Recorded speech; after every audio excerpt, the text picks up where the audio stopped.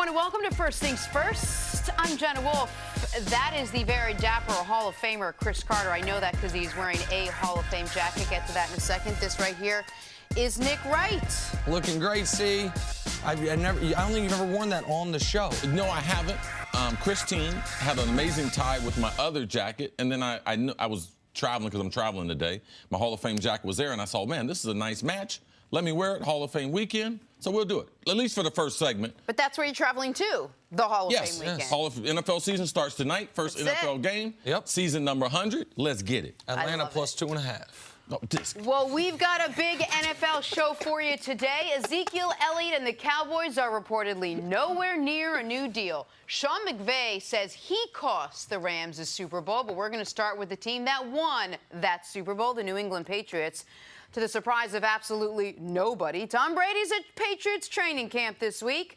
He is quite familiar with the daily grind there at camp. Brady, who turns 42 on Saturday, is entering his 20th season, fresh off his 6th Super Bowl ring. There's only one issue. He doesn't have a deal past this season. But has he done enough to earn an extension? Yes, that was an actual question posed to him yesterday. I don't know. You guys, that's up for talk show debate. What do you guys think? Should we take a poll? Sure. All right. Talk to Mr. Kraft. Come on. You said it during the soundbite. He looks great. But he looks young and he looks fresh and he looks happy to be there. And that was what he said in the rest of that soundbite. But see, let's start with this contract extension. Is it a big deal that he doesn't have a new contract at this point? I think in the world of sports, when you talk about one of the greatest players that's ever played the game and him not having a contract, I think it's a conversation. But as far as it being a big point, I don't think it's a big issue because I don't think it's a big issue with New England.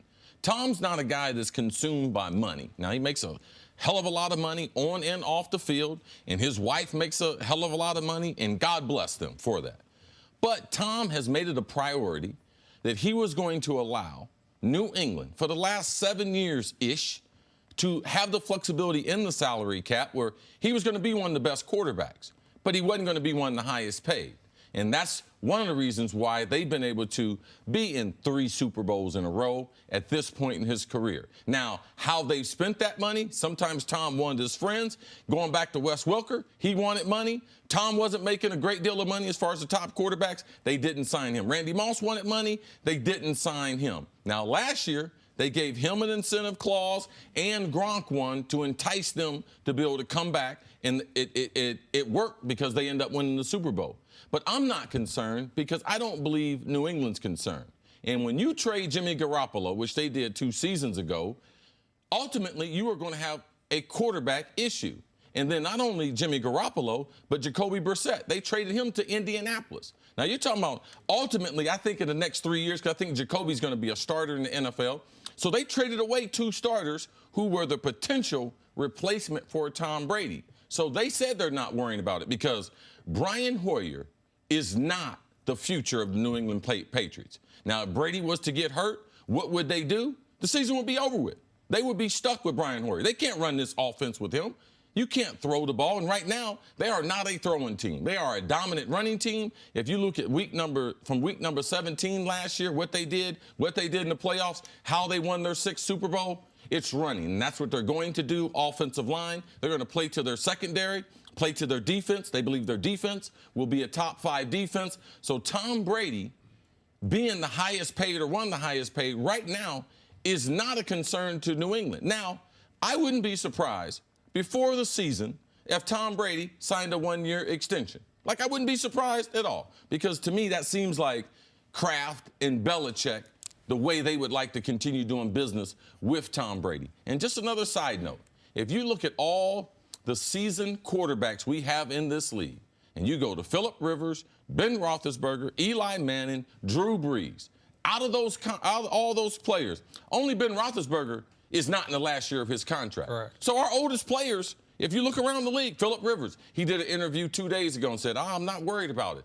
So last year, when you get to this stage, it is really year to year. Drew Brees, the last year's contract in New Orleans, he's getting the same type of questions. But you get to this stage, it's year to year in the NFL now. And you know that the Chargers expect Phillip Rivers to be there after this year, but he doesn't have a contract after this year. The Saints would certainly welcome Drew Brees back after this year. I think it's more on the board that Drew, especially if they win a Super Bowl, would potentially retire.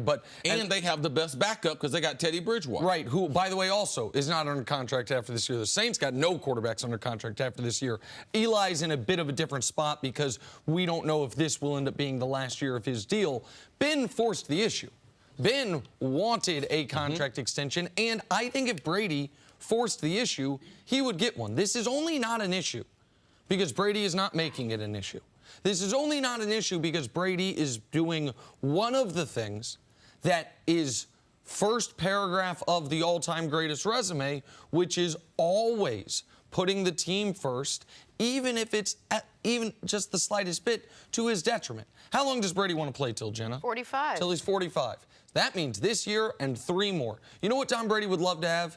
A 3-year contract extension. To have it on paper, locked in, that if I want to be the New England Patriots quarterback until my age 45 season, I'm under contract. But he's not going to remove some of their ability to maybe, which I think they could do, go out and trade for Trent Williams, for example, in the next week and a half. They're not going to, and he's not going to make it a distraction or an issue, even though he has every right to.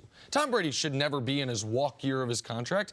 He shouldn't have to answer those questions, but he doesn't need the money, to Chris's point. He has the built-in security of, man, Belichick maybe was planning on replacing me a few years back, but guess what? Belichick does have one boss, and that one boss, Mr. Kraft, is not in the business of replacing me. So I do find it interesting. But as long as Brady is laughing about it and joking about it, even if there was a little subtle, why don't you guys ask Mr. Kraft about it? I think he would prefer to have one. He's not going to allow it derail their attempt to repeat a Super Bowl champion. This has the feel, at least from the Patriots' perspective, that they're all in on what they have right now. They're just going to keep rolling this back. They're going to put Tom Brady back out there and maybe a piecemeal a little bit of the rest of the roster and see how far this group can take them. They're not thinking about their future. Getting Josh Rosen or something was not an option for them. They're going in with Brian Hoyer. You said they got rid of Brissett. They got rid of Garoppolo. They're just going to keep putting Brady out there because until he proves them otherwise, they're going to see how far they can take this. Typically, New England doesn't take a lot of risk. But in Tom Brady and dealing with him, they're taking a lot of risk. And I believe they're going to go year to year. And if Tom Brady slips, I believe that if he wants to retire, or Belichick wants to have another option, because I believe that Belichick really holds all the strings. I think that what they're trying to do, too, is continue to send the message to the team. Tom Brady is playing for his job. Everyone on this roster is playing for their job. It's the corporate thing. Do your job. Tom Brady should be concerned about playing football this season, not concerned about long-term. And I believe New England, they might do something before the season starts to alleviate that. But from a corporate message standpoint, it's easy to get the message point when Tom Brady is the ultimate. He's the best player we've ever seen play, the GOAT, and he's compromising every single year. And the one other element is when you think about the backup quarterback for Tom Brady, Brady, along with that class of 04, has had unprecedented health throughout their careers. Yeah. Brady had the one season where he Bernard Pollard blew up his knee. Other than that, he plays all 16 except the year he was suspended. Eli never gets hurt. Phillip Rivers tore his ACL in a playoff game and didn't miss a game the following year. Drew Brees had the injury in San Diego before he went to New Orleans. He's been available. Big Ben gets dinged a little bit, but he's durable. So they have been unbelievable as far as the backup quarterback for these older quarterbacks has never had to be pressed into service for any real amount of time. All right, we're going to talk a lot more about this coming up. But on the other side, Sean McVay singled out who was to blame for the Rams' Super Bowl loss. Wait till you'll hear who he picked. That's next on FS1, and you can always check us out on the Fox Sports channel. That's on SiriusXM. We're back right after this. All right, welcome back. We'll talk about the Rams in just a second, but first, Pirates and Reds and shortstop Jose Iglesias. Spinning throw for the out at first. Oh, at first I thought it was a double play because he steps on the bag, but no runner on first, but he still gets him. Would have been a double play. That's beautiful right there. I grew up watching a lot of Reds baseball. Dave Concepcion. Oh, okay. Well, excuse me. All right, basketball trainer Chris Brickley hosting top players in a summer pickup game. This is the one-handed putback slam by North Carolina's Cole Anthony. One of the top recruits coming in. Look at that. Oh, that's Greg Anthony's son. The announcer, Greg Anthony, former NBA player. That's his son. He was one of the top guards in high school basketball this year. Decided to go to North Carolina. Good for him. All right, to the pitch. Chelsea's Christian Pulisic putting it through the defender's legs for the score. His first goal with his new club. Now, this is America's big World Cup hope. Pulisic continuing to improve, going to be playing against extraordinary competition over in the EPL. That is a great introductory goal for him. How about that? For us having, as an American, in the European League, that's an accomplishment. Right. All right, more from this like game. Chelsea. Chelsea's Pedro scoring a goal with a volley off his back heel. Come on, stop. Now, you live for one of this. He can play soccer for 30 years, never do better than this. That's awesome. Oh, my goodness. Man, shades of Didier Drogba for Chelsea flying into the box. Drogba probably do it with his head. Pedro doing it with his back heel. Gorgeous. Hey, this is Nick Wright from First Things First, and you have to check out this website, pristine.com. Pristine Auction has daily auctions with $1 starting bids. Authenticity is important to Pristine Auction. Pristine Auction guarantees authenticity, and it comes with authentication from the most trusted sources. Pristine Auctions are affordable. Most people don't think they can afford this stuff, but it's much more affordable than you think. A Dick Butkus signed Bears jersey sold for just $56, and a Mike Tyson autographed boxing glove sold for under $100. It's quick and free to register. Bidding is free, and you only pay if you win. Use registration code FTF when joining pristine.com, and new users will receive a $5 auction credit. Again, you'll get a $5 auction credit when using registration code FTF to sign up for pristine.com. That's pristine.com. The LA Rams will be the first to tell you they took the Super Bowl loss hard last year. Nick patting himself on the back for mentioning something about soccer. What some would call a putrid performance against New England. Todd Gurley struggled. Jared Goff threw a crucial interception. And Sean McVay has been telling anyone who'll listen that he's to blame for the loss, saying that the reality is, quote, I didn't give us a chance really to have offensive production. Nick, will the Rams bounce back after losing his Super Bowl and losing it the way they did? Well, if they do, I think Sean McVay's self-awareness here will be a huge part of it. I thought this entire interview was really interesting, where Sean McVay is asked, when did you realize you had not prepared properly? And he said, about halfway through the game, during the game, while I was coaching, while the Patriots were attacking us with things they had not put on film all year long. And I mean, the old proverb is failure is the greatest teacher, but that is not always how it works. For a lot of people, especially young people who've been incredibly successful early, when they fail for the first time, sometimes the reaction is, well, got unlucky, my running back was hurt, ran into an all-time great. If, Goff they had the one touchdown that was just missed, and then on the next play, it's intercepted if they make that throw. Instead, he says, no. Even if they had won that game, he would have realized he was out-coached. He was out-prepared, outmaneuvered. He wasn't prepared for what the Patriots had. And it wasn't for a lack of trying. It wasn't like the Rams were taking the week off. It was because the Patriots, with their 8 Super Bowl trips prior to this one, they had the experience to know what to do, how to prepare, and how to catch the Rams off guard. Now, how can they take those lessons into this year? I think that will be helpful.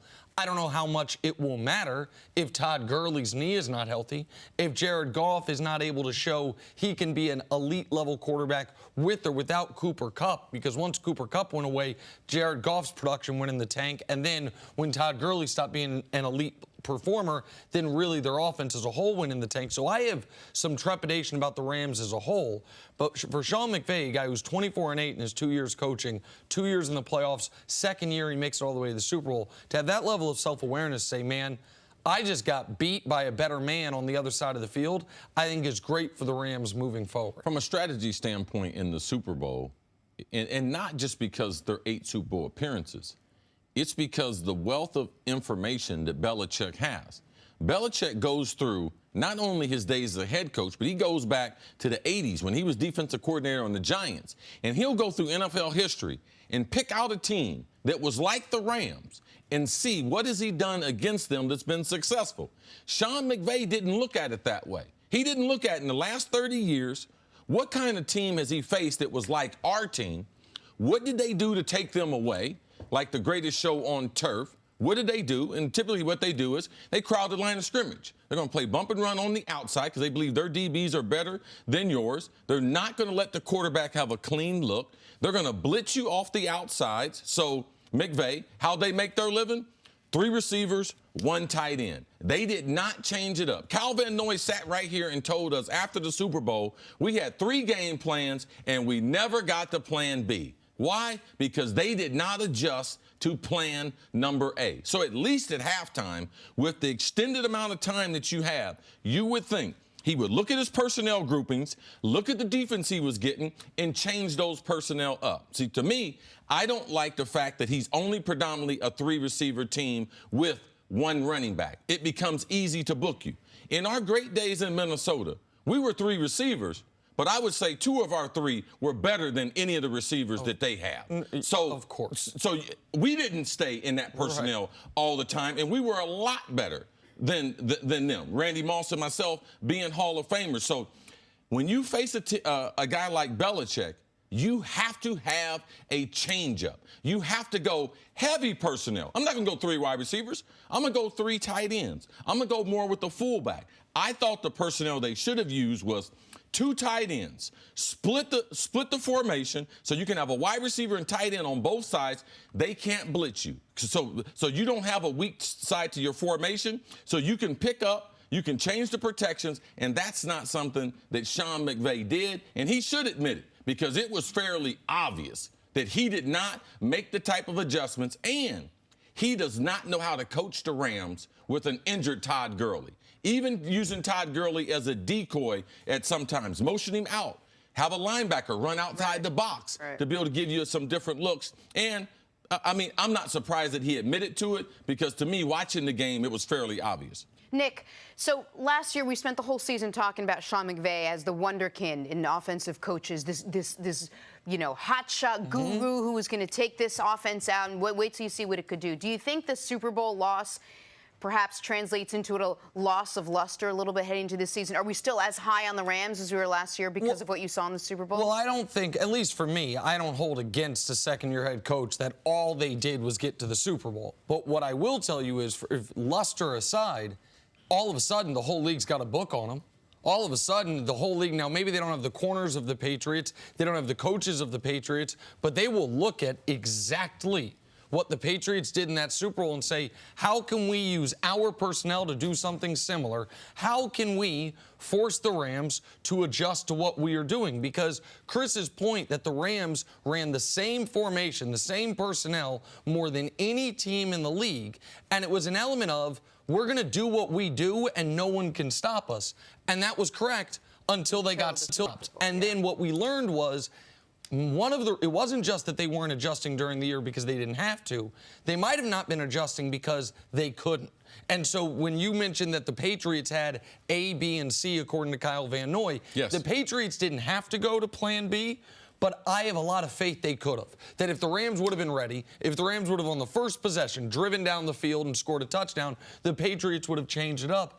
The Rams had drive after drive to show them that, okay, we need to change, and they didn't show the ability to do that. No, that's what Sean McVay, as a second-year coach, getting his team, managing that roster with all the different personalities, tremendous accomplishment in his second year. He's still one of the brightest minds that we have in the NFL. But it's like one of those spelling bees. You see those kids go out there, they're amazing. And then all of a sudden, they have a word come up, and it might look easy to you, and they get embarrassed. And this is what the best that we have in football over the last 100 years is Bill Belichick. And he schooled the kid in Super Bowl 53. That was last year, 53, Super Bowl 53 last year. He schooled him. He took him to school. And with the elongated halftime, I would expect Sean McVay to come up with something. There was 2 weeks to prepare for the game, and then you basically have 30 minutes at halftime to put in another game plan, and they didn't do that. You know what word gets me? Calendar. I never know if it's C-A-L-A or calendar. That's the word. C-A-L-E-N. Well, now I D-A-R. know. There you go, So, Jenna. there you go. That's also why you weren't in a spelling bee. Coming up, you don't know that. Okay, I wasn't. Will Baker do to know that. Odell be the best Sat next to you quarterback for wide 2 years. receiver connection in the NFL? That's next on First Things First. We've got a great heavyweight battle for you coming up on Saturday as Brooklyn's unbeaten Adam Kovnofsky takes on Cris Arreola Saturday, 8 Eastern, 5 Pacific on Fox and the Fox Sports app. It is now time for Say What? Yesterday was the 6th day of training camp for Baker Mayfield and the Browns. Baker looking to build on his impressive rookie season. He's also sporting a new look that he was asked about. Say what? You seem to be having fun on camera a couple of times with the mustache. Is there a story behind it? Maybe you'll find out, maybe you won't. I don't know. That's the elegance of having a mustache. You just don't know what's going to happen. No kind of bed or quarterback bonding or anything like that? It's like the QBRV. You guys just don't know. Appearing in any films in the future, right? You would like that, wouldn't you? Baker. The standalone mustache is a bold look in 2019. I mean, maybe like in the Dan Pastorini era, there were a lot of quarterbacks rocking the mustache, but Aaron Rodgers pulled it off. Remember, he spent about a season trying to pull that off? But that was for him, wasn't it? It started with the no shave November. And he kept it. And he past kept it the month. going. Yeah. Baker's just, I think he's just trying to get through training camp. it's just a little distraction. That's it. Just trying to get through training camp. I got a month. I got to be here. Some of my answers are just so I can make it through. Is that what inspired your mustache back in the day, see? Dunk contest era Chris Carter, mustachioed Chris Carter? No, I mean, I think at some point you like to know you can grow a mustache. You know what I'm saying? And then, okay. it was time to get rid of it. Once you prove it to yourself and to the public, what's How up? big of a bet would you have to lose to just go stash only, Nick? I'll go what stash you have? only tomorrow. No problem, Jenna. For real? What? We'll see. Tune What? in then. Time now for stories to start your morning, I don't Baker. know what that was. Football starts tonight. Broncos, Falcons facing off in the Hall of Fame game. Joe Flacco won't play, but we'll get our first look at Denver's second-round quarterback selection, Drew Lock. See, what are you looking for? Make sure guys don't get hurt. Yeah. Denver, and they got to change this, get this franchise turned around. Got a lot of young players playing. They should build off the rookie running back they had last season, build off of him, try to rebuild that offensive line, play to that defensive front that they have there. Atlanta, man, Atlanta's trying to get back into the playoffs. Matty Ice talks about he's having a good camp. Julio's not going to play throughout the preseason. I'm going to try to get some scoop. So, Julio, where's that number going to land? 22 million? 21 million? What's that extension looking like? Cris will be out there in Canton tonight. You mentioned for the Broncos, the story for their season is not Joe Flacco, nor is it Drew Lock. It's about those two rookie running backs, Phillip Lindsay and Royce Freeman. Can they build on what they did last year? And Von Miller's in his walk year. Von Miller, what can he do for that defense? They're going to have to be a defensive-oriented team. By the way, we're going to find out none of that tonight because it's the first of 5 preseason games. NFL.com released its list of the top 100 players in the league, and two-time reigning Defensive Player of the Year Aaron Donald was ranked number 1. So you think the players got this right? Aaron Donald, man, he generates the type of respect that only a few players that I've seen in the last 40 years. He's earned it. I mean, he is unbelievable against the run, against the pass, great working in the locker room, a great teammate, a workout warrior. Jenna, he's like he never got drafted. He's like my former teammate Johnny Randall, who wasn't drafted at all, but that intensity that they bring, I'm glad that the NFL are rewarding Aaron Donald because he's a special player. And it should be noted, this is a list voted on by players, so it shows the respect that he's earned. Over the last decade, we've had 2 guys top this list that are non-glamour positions. J.J. Watt, who did it as a 3-4 defensive end, a place that's very hard to get huge sack numbers, and Aaron Donald playing mostly defensive tackle. But those are 2, I don't think it's stretch at all to say, all-time great defensive players. Donald, I got no problem with this part of the list. Aaron Donald's fine. I can guarantee if the media is doing this list, those guys never are. But good football players know a great football player when they see one. All right, sticking with the list, Drew Brees was ranked 2nd overall. The next quarterback, Patrick Mahomes, at 4. Mahomes beat out Brees for the MVP last season, keep in mind. Nick, you want to weigh in on this? Yeah, I mean, they just got this flatly wrong. There's nothing against Drew Brees, but if it's based on last season, obviously Mahomes was better last season. You can't even add, well, Brees was better in the playoffs. He wasn't. They went to the same round of the playoffs. Mahomes was better. I love Drew Brees. He was excellent last year. Obviously, Patrick Mahomes should have been the first offensive player ranked in this list. It's not obvious. Well, I mean, it was. We talked about it. The segment before, we're like, oh, Aaron Donald, the players know what they're talking about. Yeah. Now, all of a sudden, the rest of the list, the players don't know what they're talking about. I thought they did a pretty good list. They just got this one wrong. If you look at week number 1 through 13, Drew Brees, you can make a case, and the players did, that he was the better quarterback. And also, if the players looked at the personnel, who's got better personnel? Man, Mahomes has way better personnel than Drew Brees. Well, then Drew Brees did more with less. That's why they have him ahead of Patty Mahomes. But what do I know? Yesterday, you and I both said we thought Mahomes would be the top quarterback. But he wasn't. I'm justifying their answer, Nick. Yeah, they got the wrong answer. They got the wrong answer. Yeah, It's okay. I'm the guy that played. You're the guy that said the guys who are playing don't know what they're talking about. But they got the wrong answer. That's okay. They're allowed to get it wrong. Well, including Brees What kind and of jacket Mahomes. you got on today? A plaid? Pretty nice one. It's not a Hall of Fame jacket. What? It's a Hall of Fame ranking jacket, though, by the way. I'm an expert ranker. Made by of players. Buster Brown. Okay.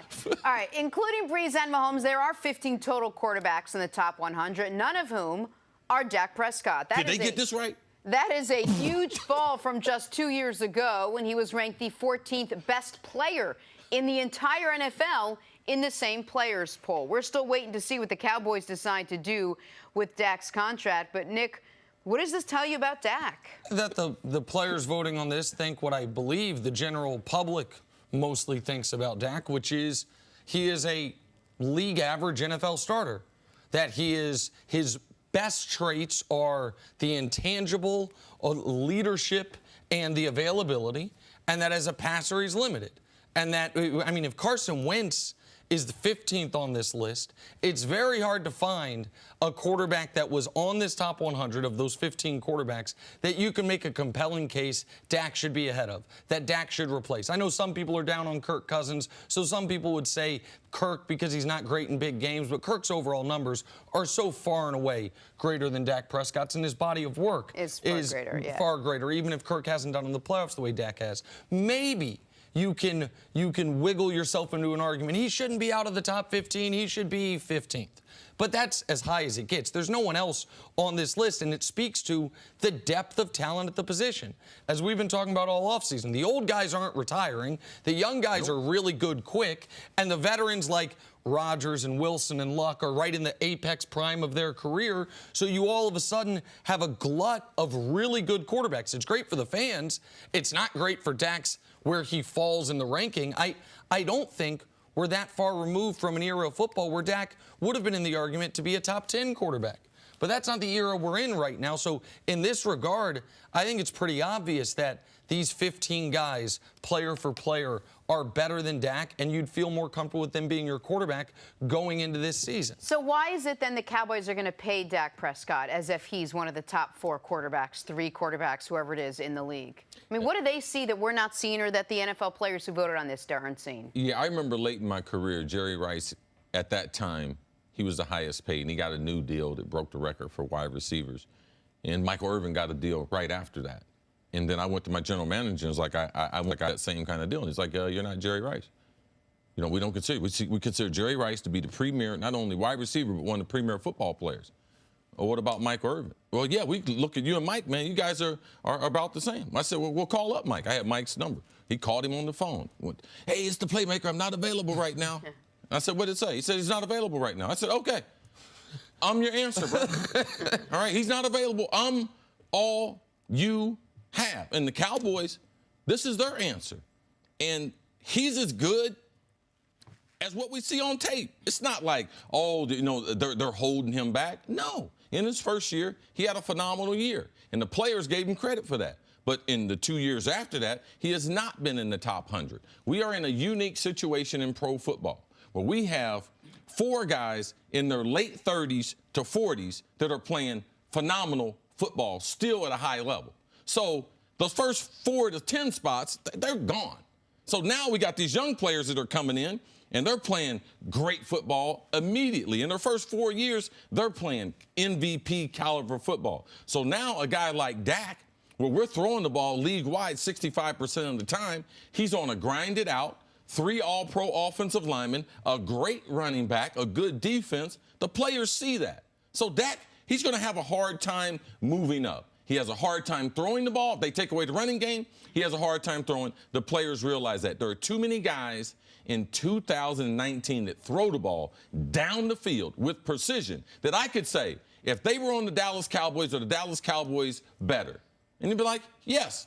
To me, what Dak Prescott needs to do is go back, get this contract, and go back to being a true dual threat quarterback, where I will run the ball and I will throw it, because I don't think he's going to be an elite thrower ever. But his athleticism, the combination, that's how Dallas can win, and that's how they can up their red zone percentage in scoring, because they're awful. But that would make him different. That'd make him better than Lamar. It'd make him better than the other athletic quarterbacks, and it would put – there's no one that's a dual threat right now with balance. So that could be that. Well, and you mentioned the red zone, because that is what, to me, really, really damaged their offense last year, being 26th in the NFL in red zone percentage, scoring touchdowns on just 51% of their trips there. Warren Sharp pointed this out yesterday. I thought it was a really good point.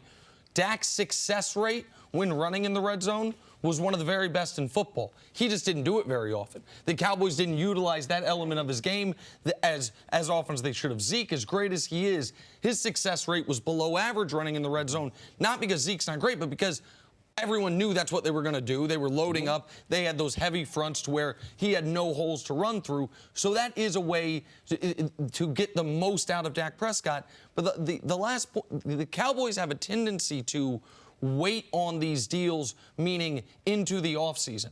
And if they are going to re-sign Dak, I think they're going to regret letting Carson Wentz re-sign first, just like they might regret with Amari Cooper, letting Michael Thomas re-sign first, because all of a sudden the new standard is set in a different way, which ups the price just a few million here and a few million there, and that adds up. All right, let's move on and talk about some Cleveland Brown action, where the hype and the expectations are sky high after Baker Mayfield's terrific rookie year, even higher after Odell Beckham Jr. was added to the mix this offseason.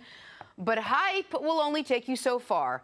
Now they've got to actually go play a few games to see how it all comes together off paper. So how's that chemistry working between Baker and Odell? We'll let the quarterback tell you.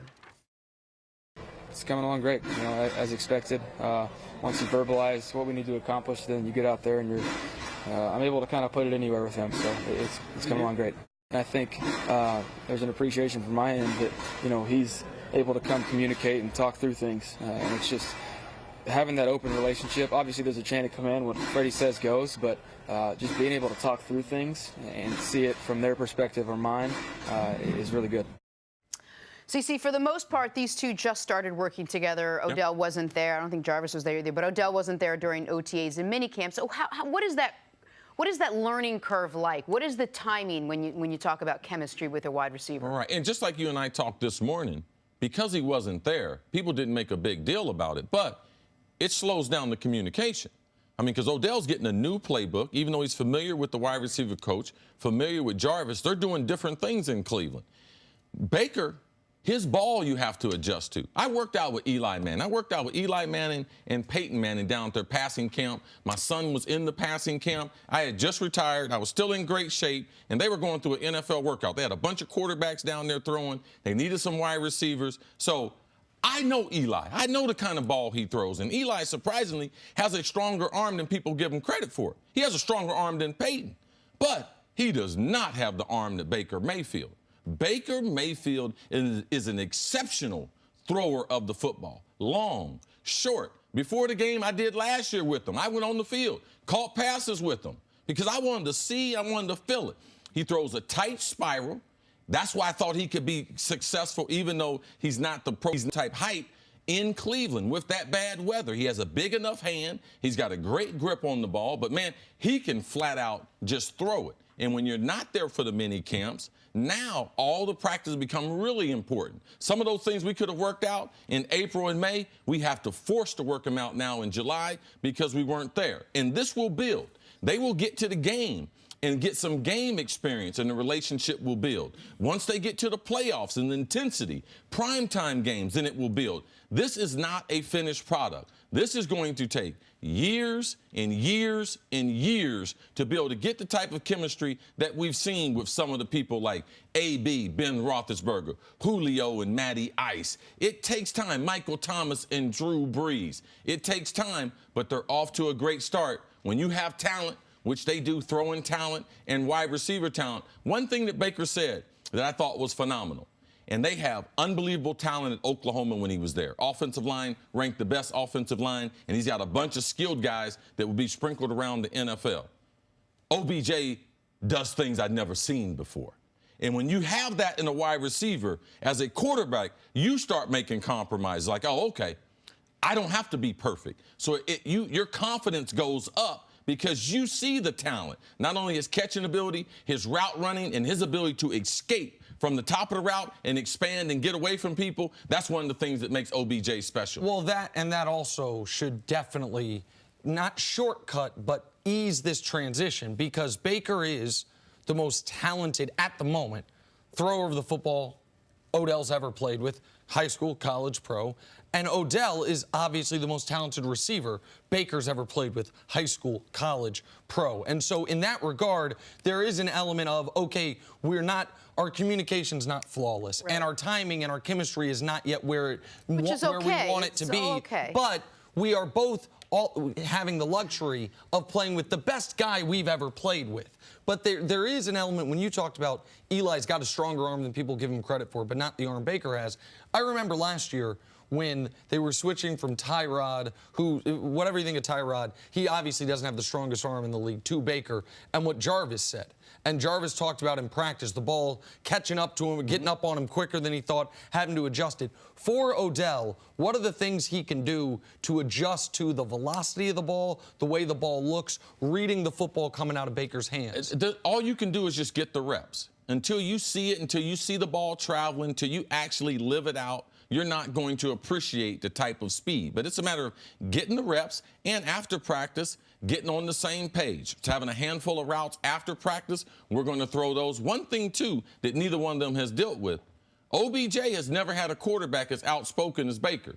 So when he decides to go on and have one of his Baker's going to say something to him. How they react to that becomes very important. And Baker has never had a wide receiver who acts the way that Odell acts. So there's going to be some learning there, because there's a difference of when we have a meeting and I say, oh, that route sucked, compared to we get in the game, you're in Pittsburgh, and you run a bad route, and he's like, that route sucks.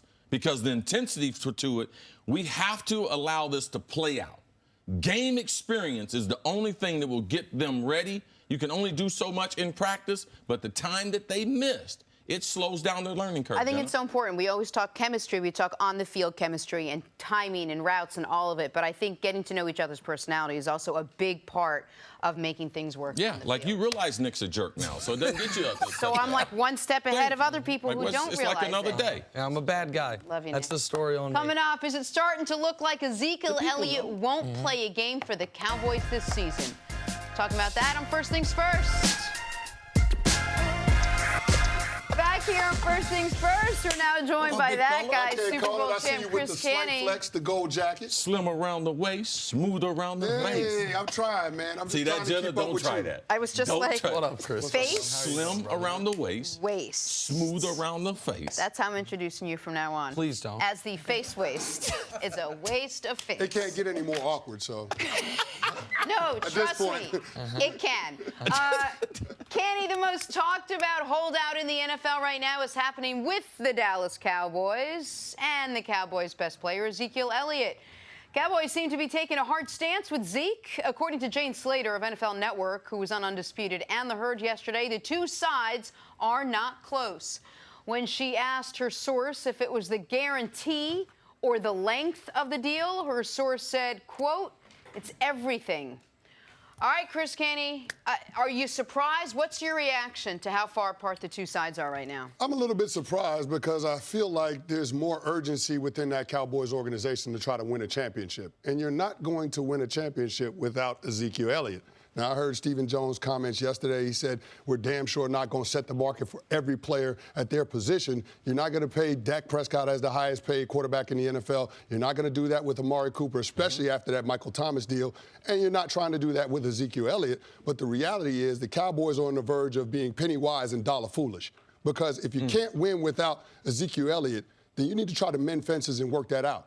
You've got to try to arrange something where you can negotiate a contract that you can live with over the course of the next 3 or 4 seasons, because that's what your window is to compete for a championship. Like, I know that they've got a lot of mouths to feed. You got to pay Dak. You got to pay Amari. The bill on Byron Jones is going to come due. Jalen Smith as well. So you've got to take care of all of those guys. And the reality is you might not be able to spread the wealth in terms of taking care of all of them. But right now, you have to get the best player on the team in the training camp. And what they don't want to do with Dak and Amari, I would imagine, is something very similar to what they did with DeMarcus Lawrence, which is pay a really good player as if he is the best player at his spot in the league. But with Zeke, it's a different story here. Chris, what's those 2 lists you said Denny Green and the Vikings had? One was 1 through 53. Oh, top to bottom, who's the best? And then the next lined up to it was, you guys would make a list of top to bottom. Does it line up with how they're getting paid, right? Yes, absolutely. Okay, on that first list, who's the best, 1 through 53? Who's at the top of that list for the Dallas Cowboys? Zeke. And if we were to do, not the Cowboys list, but 1 through 32, starting running backs in the NFL, with Todd Gurley having that knee issue, Zeke's 1 or 2 to me with Saquon. Like, he is... Ezekiel Elliott is the best running back when you talk about running the football. He's the best running back in the He's NFL. the best pure runner, but Yes. when you're paying a guy, you're paying for all the performance catching as well. But regardless, he's without question top 3, and you can say he's the best. So paying him as the best makes sense. Like, setting the market with Dak would be totally irrational. As good as Amari is, setting the market with Amari, I think, would be at least slightly irrational. Setting the market with Zeke would not be irrational. Their problem is they think the market got set too high by Todd Gurley's deal, and they doubled down on that problem by saying back in May, his deal starts at Todd Gurley's deal. So the Cowboys they've backed themselves into this corner, and then Zeke has kept them there by not showing up. I truly believe the Cowboys plan to make Ezekiel Elliott the highest paid running back in NFL history a year from now. Not right now. They knew they needed to pay right now. They knew about Byron Jones, even though he doesn't seem to be a priority. Dak has clearly been a priority, and Amari has to be because of what you traded to get him and because what he did for Dak Prescott. But Zeke's the one who's forcing their hand, and the fact that they're really far away, according to Jane Slater, that's bad news for all parties, because it's not good for Zeke for this holdout $40,000 a day to continue to toll for him to potentially have to make the decision of missing games. And it's obviously not good for the Cowboys. They're out here signing Alfred Morris because they have no other legitimate alternative on the roster. To Zeke's defense, since he came into the league 2016, no one's touched the ball more. Yep. No one's had more yards from scrimmage. So he's taking a pounding, and they're not going to change that offense. He's getting ready to touch the ball 450 times this year. Season after that, another 4. He got 1,000 touches in him before he even gets any new money.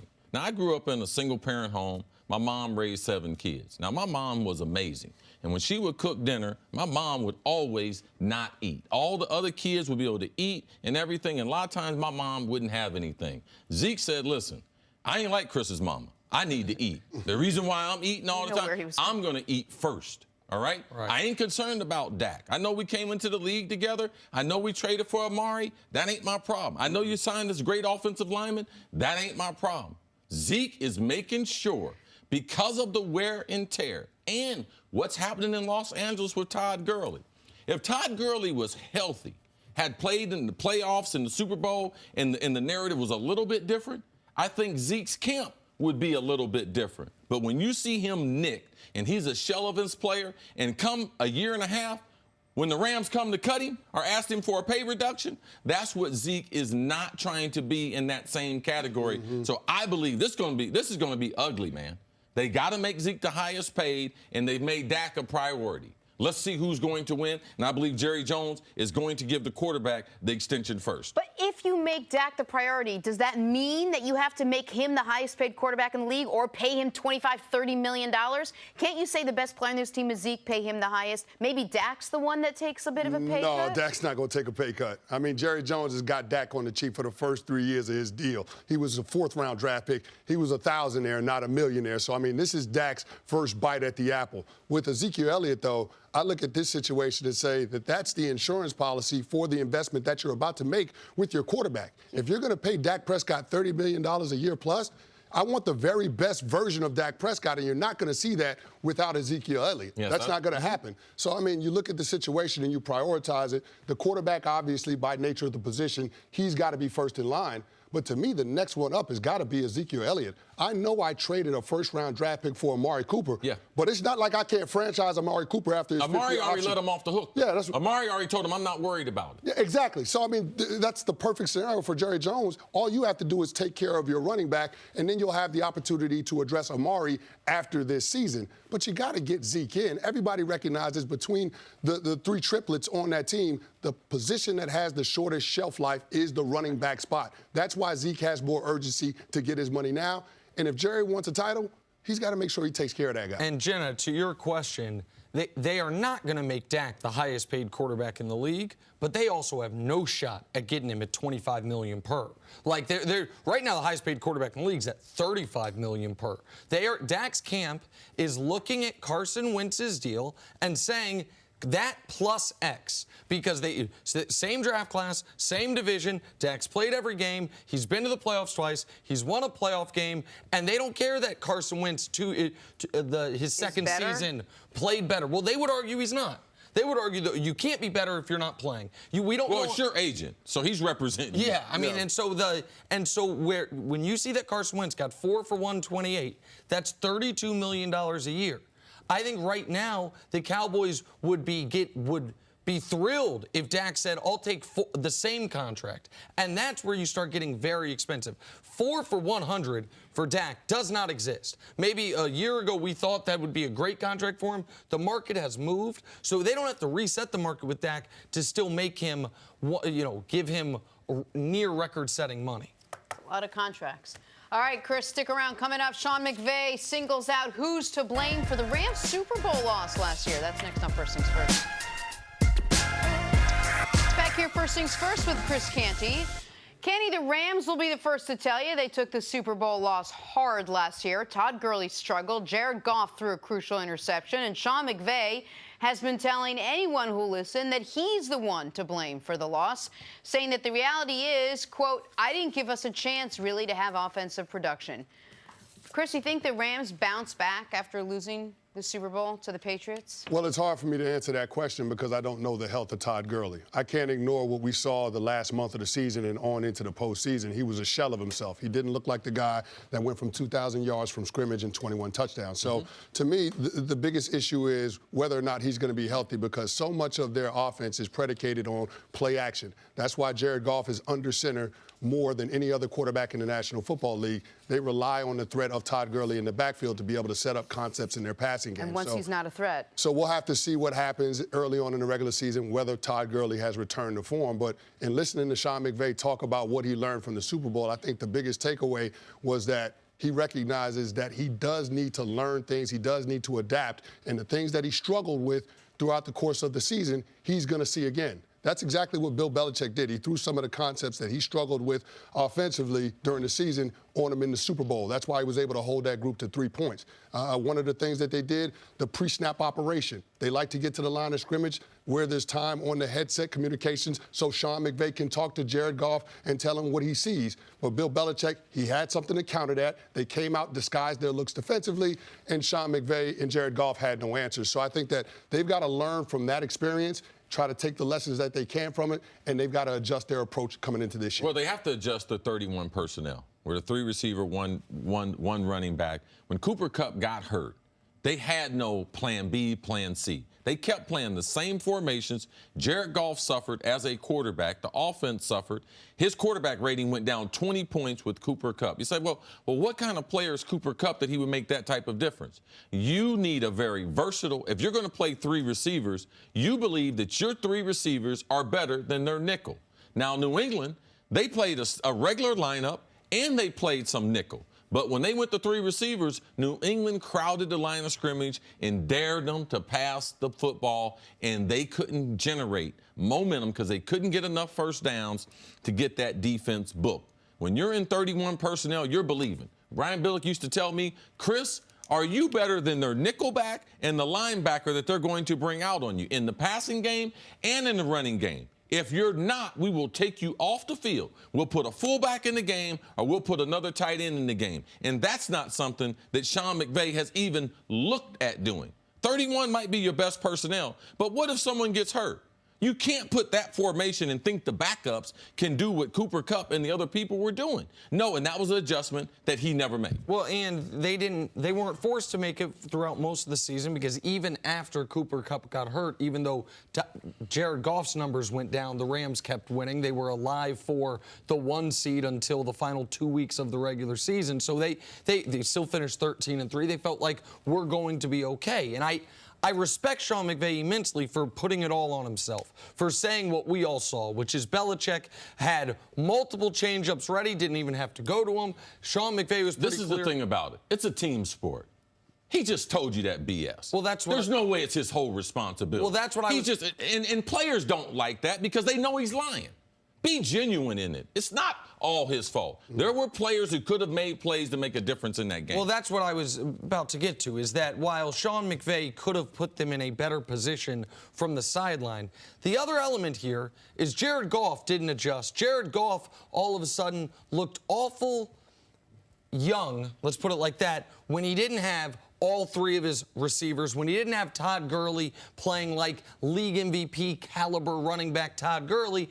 And I believe part of what we saw from Jared Goff in the second half of the season and in the Super Bowl is one of the reasons the Rams are saying for Jared Goff, no, we're going to wait on his contract extension. We want to see another year from him, because is Jared Goff a great quarterback, or is he a quarterback who can be great in the perfect system with the perfect pieces around him? With McVay talking him through things as long as you can. With McVay kind of being a second set of eyes once he gets the line of scrimmage. With the opposing defense worrying much more about the running game than the passing game. I don't agree with you on that. I believe that Sean McVay, just like Kyle Shanahan, is going to utilize the play clock and the mic and the helmet, no matter who their quarterback is. Even in Atlanta, when he had a veteran, that's what Kyle Shanahan. And when they teach that, that's what the coaches are teaching. That's one of the advantages to playing offensive football. So for me, I would say it's not Jared Goff. That's the way Sean McVay is going to utilize the play clock, because that is a huge advantage that the offensive players have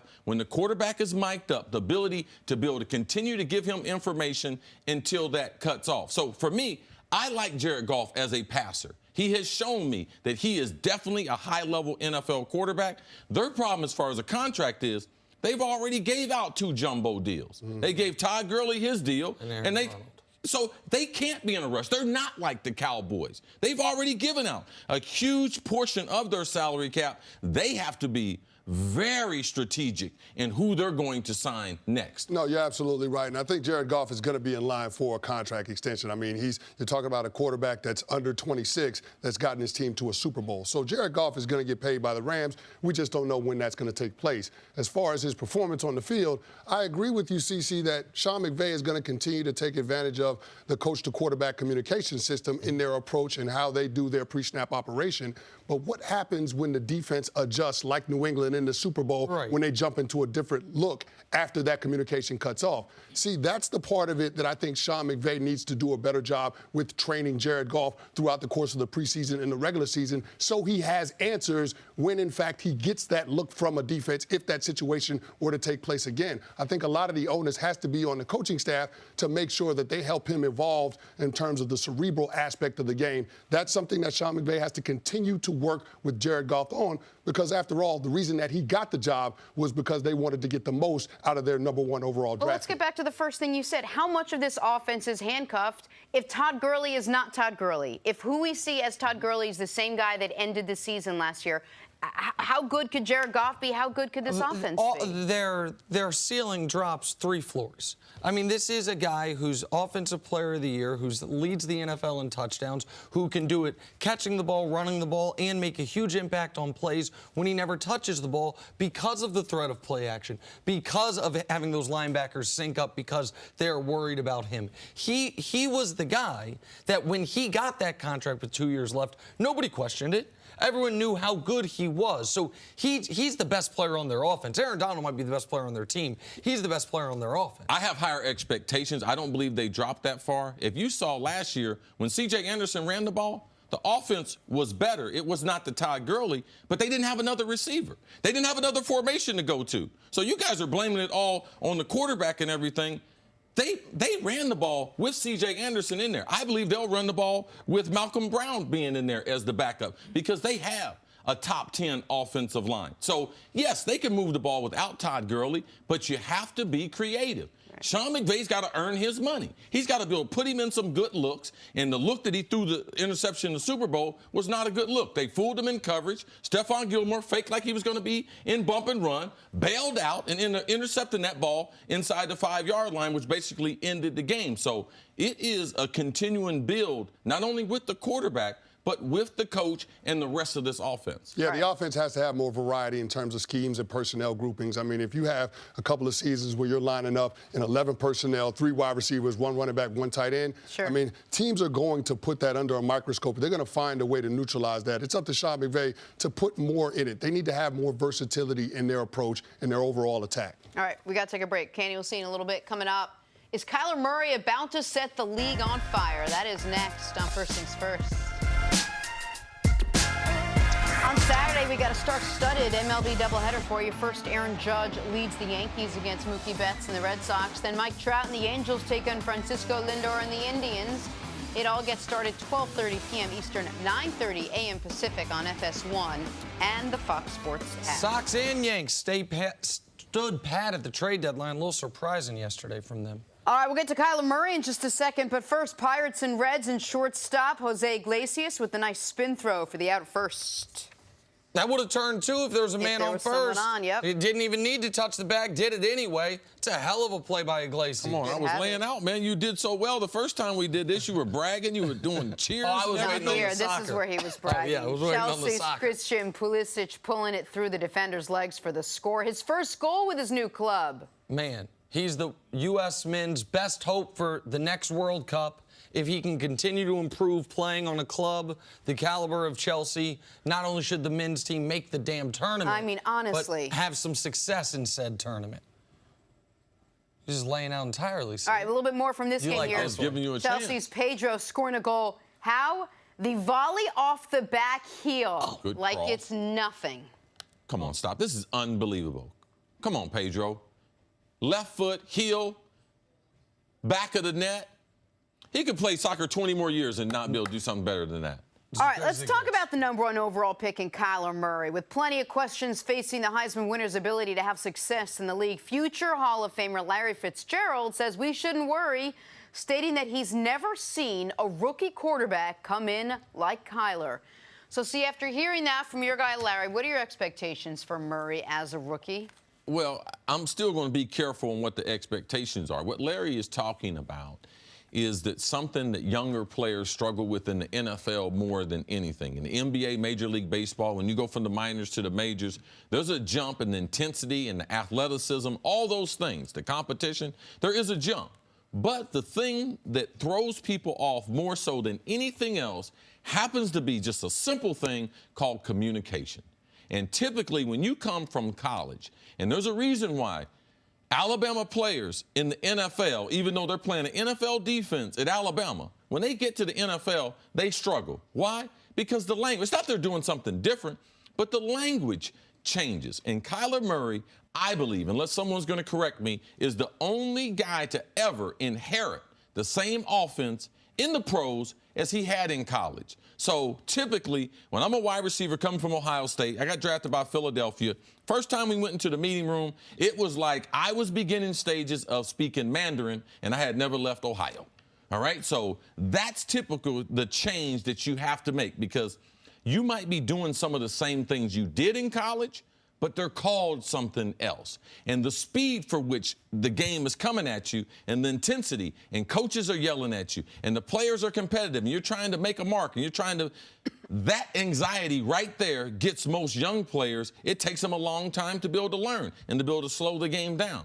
But if you tell me I can run the same system I ran in college, of course I'm gonna get off to a good start. But you have to realize, though, that college system does not work in the pros. And when they are able to tackle the quarterback, because in practice right now, everything's looking great. You can't tackle the quarterback. Kyler's starting to realize, wow, almost every time the ball's in the middle of the field. There is no short corner. All these throws are longer. So, yes, he's ahead. I'll listen to Larry, but only so far, Larry, because he did not have to learn a new language. So that helped him out from the beginning. He understood everything that was being presented to him because he's seen it for the last couple years in college football. And that's why he should be ahead. That's why if he weren't ahead of where the typical rookie is who's learning a new language, learning a new system, you'd be really concerned. But what you're talking about, you know what it reminded me of was when we had Isaiah Thomas out here talking about what made him special or what makes guys special is their ability to think and process and do things late in games when they're fatigued, when they're exhausted, after they've been doing it for 40-some minutes throughout the first 3 quarters of the game.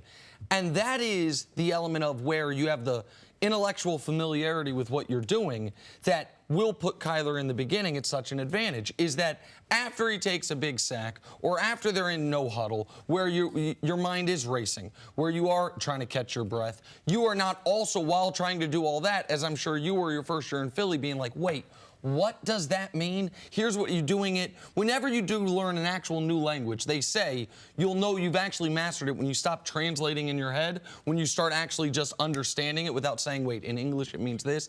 For a lot of young guys, they are translating. Okay, at Ohio State, X, it meant this, and so here it means that. Kyler has an edge there. We talked with Coach Mangini yesterday that Josh Rosen, the quarterback who was there last year, he's for the first time in his life having to point out the mic. Now, that's not a language issue, but that's an added responsibility issue that these young players have to deal with. What I'm curious from you, C, is what do you think Kyler will excel at the most immediately, while even despite the possible pitfalls of a college offense translating to the NFL and the NFL teams having a book on it from what they did in college, what Kingsbury's system was, what are the things immediately he'll do the best? Well, Kyler's an excellent thrower of the football. Even though he's undersized, he's got a big-time arm. He's made a lot of different throws, throwing to the outside, throwing to the middle, throwing deep, throwing short, throwing bubble screen, so he can do those things. What I don't know is this college offense that's in pro football, there's a reason why Chip Kelly is coaching in college again. There's a reason why Steve Spurrier came to Washington Redskins, got his nose bashed in, and then went back to college. Those systems don't work here. So to me, it's not a matter of what is Kyler going to do well at? The college systems haven't worked in the pros because they can't protect the quarterback. The ball's in the middle of the field. The college quarterbacks can't adjust to the long throws, the hot reads and everything. So I know he can throw the ball. I'm not worried about that. I'm worried about how they're going to protect him. And the wild card to me is how much are they going to use David Johnson? All right, if they use him an awful lot, it's going to help Kyler out an awful lot. But until I find that out, is he going to get 25, 20 carries a game to lighten the burden on that rookie quarterback? We'll find that out early in the season. I didn't watch a ton of Cardinals games last year. The games I did watch just because in large part I wanted to see Josh Rosen play. As you watched him, he just got sacked and sacked and sacked. They had the worst offensive line last year. This year, this O-line comes in ranked 30th in the league. Is that a concern for you with Kyler Murray? Yes, he can escape the pocket more than Josh Rosen can, but isn't that also a bit of a red flag right now? Oh, it's an enormous concern, and in comparison to his competition, it'll be the worst offensive line he's ever played behind. Oklahoma won the award for best offensive line in college football last season. Last 2 years. Last 2 years, two seasons in a row.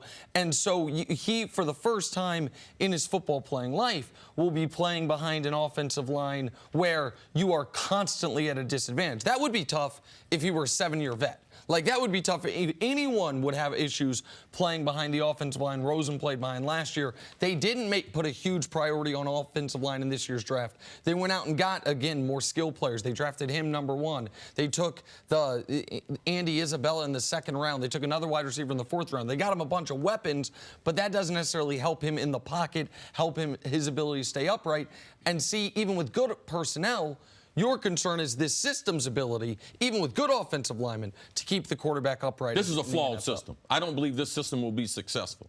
I believe that Cliff Kingsbury will be coaching back in college. They don't protect the quarterback enough. They don't have enough variations on, if my #1 wide receiver is taken away, how do I get to 2, 3, and 4? The check downs. And what I've seen, young quarterbacks, I tell Nick this all the time, what's going to happen when he gets hit right here? Because you question yourself as a young player.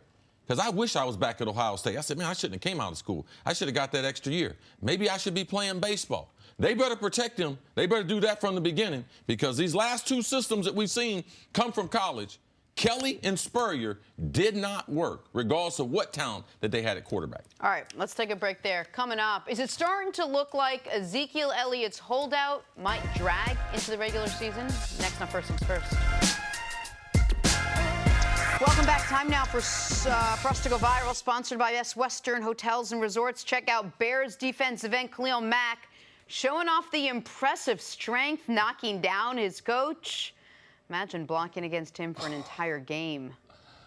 Look at the season he had, missing all off-season workouts, all the training camp. I expect Khalil Mack to have an amazing season this year. Right, and his numbers are unbelievable despite it during the year missing a few games with injury. He was, when you see 2 first-round picks for a non-quarterback, when you see that price paid, you see, man, he better come in. What do you have, strip sack in 4 straight games to start the year? He was unbelievable. If Trubisky can take a little bit of a leap ahead, being the number 2 pick of the draft, they could be really, really good in a really tough division. All right, time now for some stories to start your morning. NFL.com released its list of the top 100 players in the league, and the 2-time reigning Defensive Player of the Year, Aaron Donald, was ranked number 1. See, did the players get this right? Man, he's a bad man.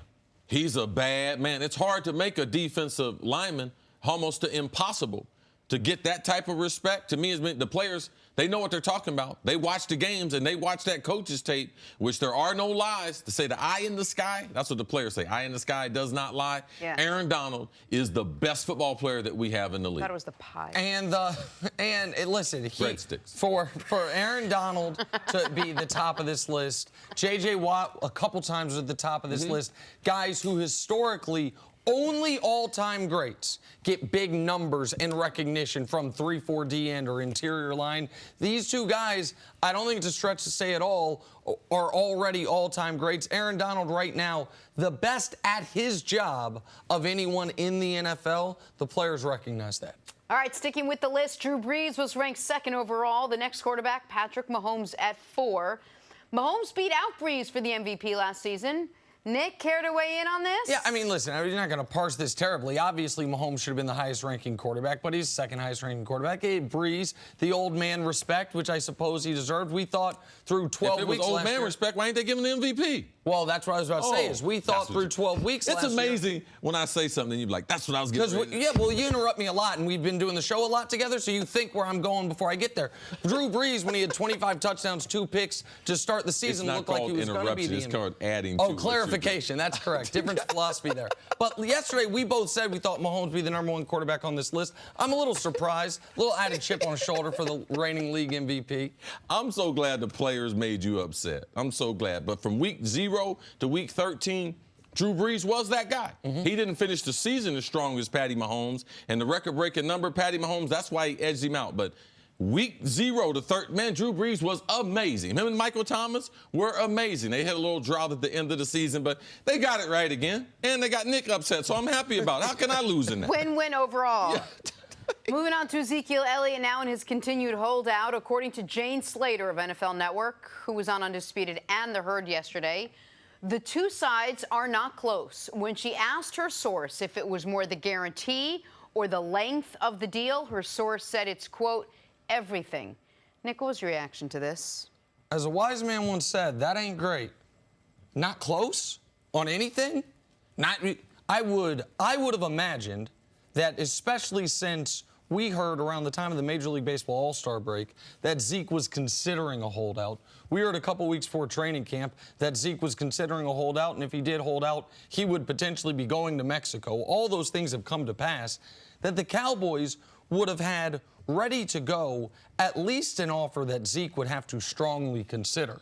At least an offer, not that he's going to accept immediately, but an offer that he could then counter and they could get down the path of getting this resolved, because Zeke does not want to miss games of the regular season, and the Cowboys desperately don't want to go into the regular season without him, and they honestly don't even want to go into the regular season with him, but with him having missed all of training camp. How many players have we seen miss training camp, particularly at that position, and then either start start slow or suffer some sort of soft tissue injury. Le'Veon always started slow. A hamstring injury, absolutely. And so this is not ideal for either party. I am surprised that they are, according to Jane Slater, who's been all over this, that they seem to be not close on anything, that Zeke values himself at Todd Gurley plus X, and evidently the Cowboys right now are valuing him at Todd Gurley minus Y. And so that's a big problem. And it's a problem that you don't imagine is going to be resolved in the short term here. Sure. Not to say it never gets resolved, but that it's not going to be resolved,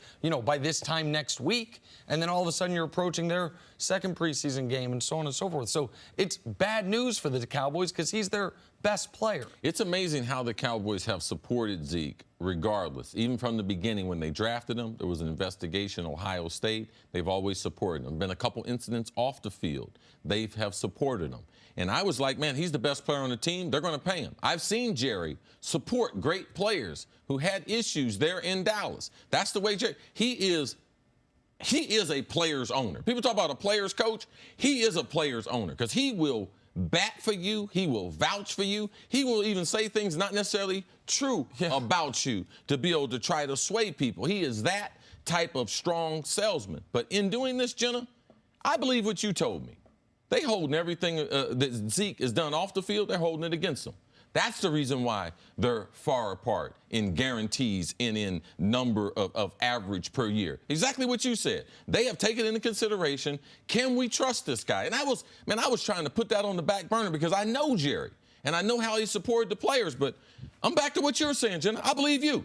Yeah, they're looking at all that off-the-field stuff, and they're going to hold it against them, not publicly, but privately in this negotiation, and they're going to try to move this off until he's in the final year of his contract where they've already paid Dak. They've already given Amari either the franchise tag or given him his extension because of we can't trust him long term. If they give him, he's got 2 years left. If they give him a minimum of a 3-year, he's under contract for 5 years. What are the chances of something happening? I believe the Dallas Cowboys are looking at that, and that's one of the big holdups in this deal. How do you think this plays out, Nick? Well, I mean, if their plan is what you guys are discussing as possible, which is we'll pay you in a year, then I think he misses games. And is he getting fined right now? $40,000 a day. Every day that he misses training camp is $40,000, and then with games? Well, you don't get your game check. Okay. I mean, that's what you miss games. The way NFL players get paid is you take your salary, divide it by 17, you get that every week of the season. And so everybody makes the same thing in training camp. Vested players and the rookies. There's a pay scale. Vested players make a certain amount. It's not a lot of money. Yeah, it's nominal. It's not $40,000 a day. Right now, he's way in the negative. I think it's less than $2,000 a week you make. Okay. Right. So training camp, just almost throw that aside. Sure. You get paid in the regular season. It's one of the reasons why, unfortunately, some of these guys sometimes take out loans in the offseason, waiting for the contract to come in, because you get all your money in those 4 months of the year.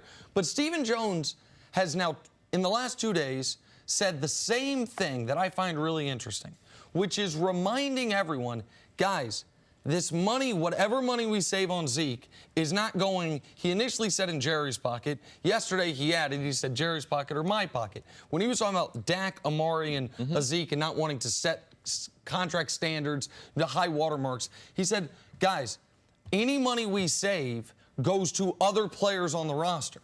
His point being, and it's correct, we spend up to the cap every year. We're not a cheap team. We're not one of these teams that comes in at the salary floor 89%. So they're also one of the highest earning teams. So don't cry poor. There's no cry 100%. But his point is, and I think he's not just talking to the media there. I think he's talking to the players, where he's reminding them, hey guys, you can hold us over for all this money if you want. But that's your right tackle, Lyle Collins, the money we had for him. That's your corner, Byron Jones, the money we had for him. Now, I know your philosophy is that's their problem, and I agree with you in that. That is every player's in business for themselves. But Steven's trying to change the narrative a bit as far as it's not Zeke versus the Cowboys. It's Zeke versus the Cowboys and some other guys we'd like to pay, which could add some added pressure on him if he allows it. There's 8 to 10 teams in the league can win. And on all these teams, they're talented players. The pie is still the same size for every team.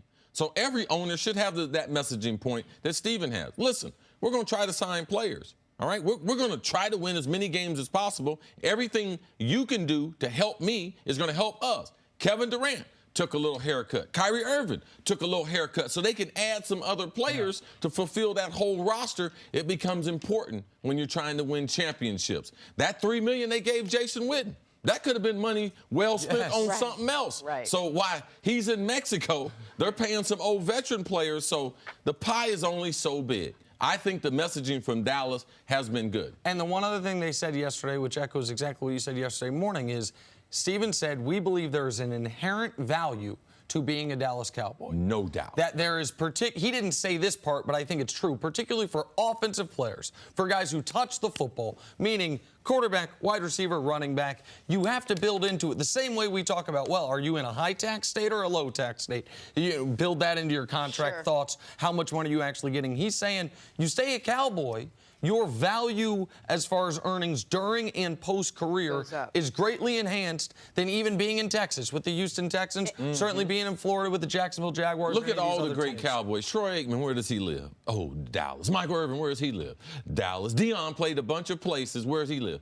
Dallas. Because they make money in Dallas. The mistake Stephen Jones made was saying way back when that we're going to start these negotiations with Zeke at Gurley money. Now 100%. he's just trying to That was a young general manager mistake. Yes, it was. From a not-so-young gentleman. Coming up, could Baker to Odell be the best QB wide receiver connection in the NFL? That is next on First Things First. Did you just age shame Stephen Jones? Stephen Jones, I Can did. we wiki if Jenna's older than Stephen Jones? Hey! Back here on First Things First with Cris Canty. We're talking about the Cleveland Browns, where the hype and expectations are sky high after Baker Mayfield's terrific rookie season. Even higher after Odell Beckham Jr. was added to the mix. But hype will only take you so far. Now they have to actually go play a game to see how it all comes together off paper. So how's that chemistry working between Baker and Odell? We'll let the quarterback tell you. It's coming along great, you know, as expected. Once you verbalize what we need to accomplish, then you get out there and I'm able to kind of put it anywhere with him. So it's coming along great. And I think there's an appreciation from my end that, you know, he's able to come communicate and talk through things. And it's just having that open relationship. Obviously, there's a chain of command. What Freddie says goes, but just being able to talk through things and see it from their perspective or mine is really good.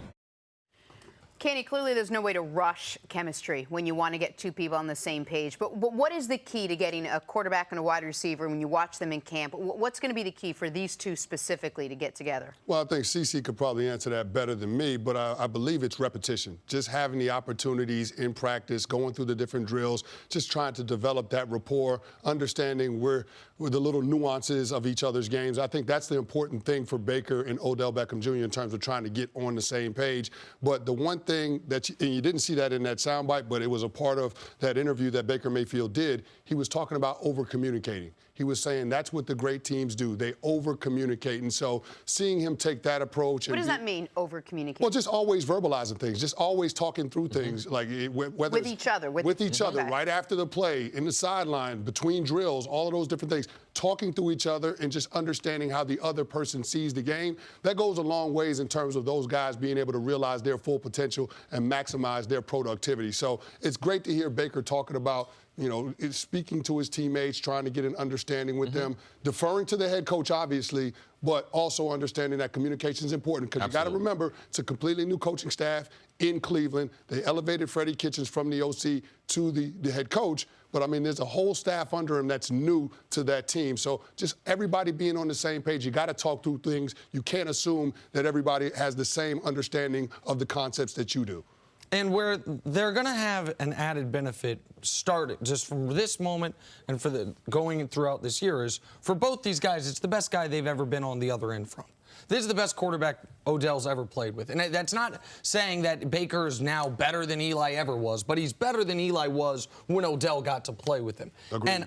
And Odell's obviously the best wide receiver. Baker had some really good ones at Oklahoma. And Jarvis is a hell of a player, but he's not Odell. Baker's never had a guy who he can miss on a throw as far as he potentially could miss on one to Odell and him still go up and get it. And so that immediately will add some comfort, if not familiarity. I think the point Cris made beforehand, which is aside from the X's and O's, and aside from how one quarterback's ball reads coming off their hand, the difference of velocities, is these guys are the most talented player anyone they've ever played with, but they also are very different personality-wise during the game on the sideline and communicating than what Odell's used to his quarterback doing and what Baker's used to his wide receiver doing. Now, Jarvis can be demonstrative, but he is not Odell on the sideline. And Eli is, all shucks Eli, as you would put it. He's very, you know what I mean? He stays right between the 40s as far as his demeanor. He stays very even-keeled. Baker can be much more intense, much more fired up, and much more in your face. And seeing, for good and for bad, how they deal with that interaction, how they deal with each other, I think is going to be very interesting to watch. But in these situations, always, you start with the talent and you build from there. And the talent here is undeniable. And the optimism they both have, the excitement about playing with each other, Odell's excitement about a fresh start, and Baker's excitement about having another major weapon, that gets them off, to me, on a great place. How important was the chemistry with your quarterback off field as well? Because we're talking about them on the field, but if they don't mesh and they can't communicate, when they're not in a game, it's just clearly not going to work. Was that important to you? Did you spend time with the quarterback off the field? This is the thing, because in pro sports, you can't run up and down that field all day. So the time you spend in the meeting room, the time you spend with the coaches, the time you spend in the locker room, and I believe just as valuable, the time that you and I just going to spend together, breaking bread and everything. The best units, the best chemistry that I've ever seen in any units, when you guys won the Super Bowl, there's a tremendous amount of sacrifice from the beginning. It's not how talented I am. It's what can I do to be able to help the team. If I can play defensive end, you had guys that, if I can move down and play tackle in running in passing situations, that's how you guys came up with the NASCAR package. That's how New England couldn't deal with you guys. They put 4 speed guys on the field. Regardless of Canty said, I'm better than these guys in this situation. There's an amount of buy-in and sacrifice that both these guys are going to have. But the only way you can really judge any relationship is based on when it's heated. You and your spouse, you and your significant other, you and the people you have relationships with, what happens when all chaos breaks out? Because I'm going to tell you, Baker's going to be cussing some wide receivers out. And wide receivers aren't used to getting yelled at. We are divas, and we like our information. It's different if he say, oh, man, you know something? He's a MF. Compared to, hey, MF, I need you to run this route. The verbiage is totally different, and when they get into games, how do they react? OBJ has got to get beyond the sideline antics he had in New York. Not because he's in Cleveland, but because at this point in your career, enough of that. And so many optics are going to be on him. He's got new teammates. He's got a new quarterback that could be affected. He's got a coach that could be affected. So let's see when they have their first big blow-up. Let's see if they, we got a prenup. We can get out of this thing. Or, you know something? We're going to go on down this road together for a long, long time, regardless knowing that I'm going to have some bumps along the way. And go ahead. Well, I just think there's a lot of pressure on OBJ to try to make this situation work. But because before in New York, he could always look at the quarterback position and blame his production or lack thereof or the fact that they weren't winning on Eli Manning. He can't do that with Baker Mayfield. We saw what Baker Mayfield did in his rookie season. He was able to lead that team to 7 wins, a team that 2 seasons prior that had a combined total of 1 win. So Baker Mayfield is that agent for change in Cleveland. And I think because Baker has taken the position that he has, because he's so vocal now, and he actually pointed out the fact that now that he's not the backup, he's the starting quarterback, he can be more vocal in training camp. I think that you're going to see Baker Mayfield set the agenda for the team. And based on the talent level that Baker's bringing to the table and all the other players on that Cleveland Browns team, I think that Odell Beckham Jr. has to fall in line. And a quick X's and O's point, because you've actually caught passes from Peyton and Eli, and then also from Baker. Yes, I've worked out with Peyton and Eli. Right. Yes. One of the things you mentioned that I think shocked a lot of people is Eli actually, of the 2 brothers, has the stronger arm. Yes. He's not the better quarterback, but he has the stronger arm. But Baker has an even stronger arm than Eli. As a wide receiver, when you have a quarterback with the type of arm Baker Mayfield does, what extra edge does that give you? And what extra, almost, I don't want to say preparation, but what's the adjustment he has to make? When you have a thrower like Baker, it gives me less anxiety on my route because I don't have to be wide open. I can just be a little bit open. And Baker, they talked about Baker in the pre-draft stuff that he had a photographic memory. A quarterback with a photographic memory, he's going to read the cornerbacks outside. So he's going to lead me a little inside. He's going to know when they're in cover 4, when they're in cover 8. So I think they're going to see the game at the same level.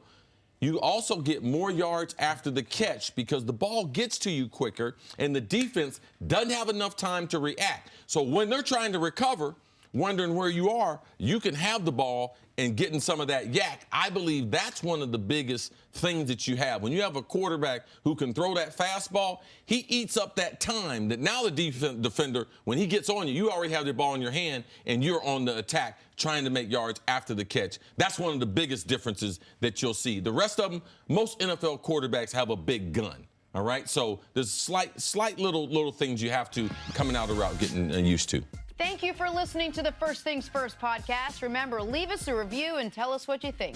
Subscribe to the podcast on Apple Podcasts and catch us on FS1 Monday through Friday, 6:30 a.m. Eastern. For Cris Carter and Nick Wright, I'm Jenna Wolfe. So long, everybody.